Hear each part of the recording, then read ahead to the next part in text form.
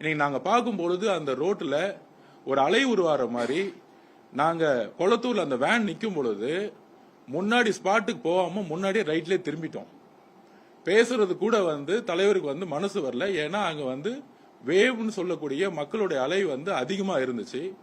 எந்த ரோடுமே காவல்துறை சரியா பிளாக் பண்ணல. எந்திரிச்சு நிக்கும் போது பதற்றத்தோடய நீங்க பேசினாரு. எங்க கண்ணு முன்னாடி திருப்பியும் எந்த காவல்துறையும் உள்ள விடாம மக்கள் இந்த குறுகிய சாலையில கூடட்டும், அளவுக்கு அதிகமான கூட்டம் கூடட்டும், அதுக்கப்புறம் திருப்பி இடிச்சிட்டு திருப்பி கீழே விழுந்தா திருப்பியும் எங்க தலைவர் மேல பழி போட்டு திருப்பியும் இன்னொரு கரூர் சம்பவத்தை இன்னைக்கு மு.க. ஸ்டாலின் அவர்கள் தன்னுடைய கொளத்தூர் தொகுதியில நடக்கணும்னு முற்பட்டாரு. அதனாலதான் இன்னைக்கு கொளத்தூர் தொகுதியிலேயே நாங்க பாதியிலேயே எங்களுடைய ப்ரோக்ராம கேன்சல் பண்ணிட்டு வண்டியை ரைட்ல திருப்பிட்டு நேரா இந்த ப்ரோக்ராம் கேன்சல் பண்ணிட்டோம்.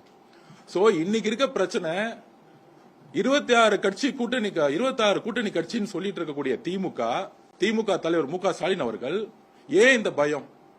எந்த தொகுதியில யார் வேணாலும் பிரச்சாரம் பண்ணலாம். இது ஜனநாயக கடமை, இது ஜனநாயக உரிமை.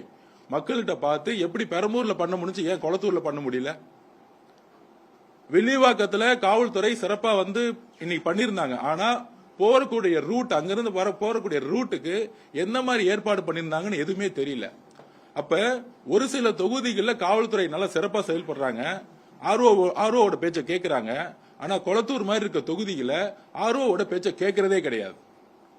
அப்ப காவல்துறை இன்றைக்கும் திரு மு.க. ஸ்டாலினோட பேச்ச கேட்டுக்கிட்டு இன்றைக்கு நடந்த இன்னைக்கு எல்லாமே லைவ்ல பாத்திருப்பீங்க. பெரம்பூர்ல எந்த அளவுக்கு சாலைகளை ஒருங்கிணைத்து அழகா பண்ணிருந்தாங்க, மக்களோட பாதுகாப்புக்கு என்ஷூர் பண்ணிருந்தாங்க. ஆனால் ஏன் கொளத்தூர் பண்ணப்படல? ஏன்னா கொளத்தூர்ல மு.க. ஸ்டாலின் அவர்களுக்கு மிகப்பெரிய எதிர்ப்பு இருக்கு.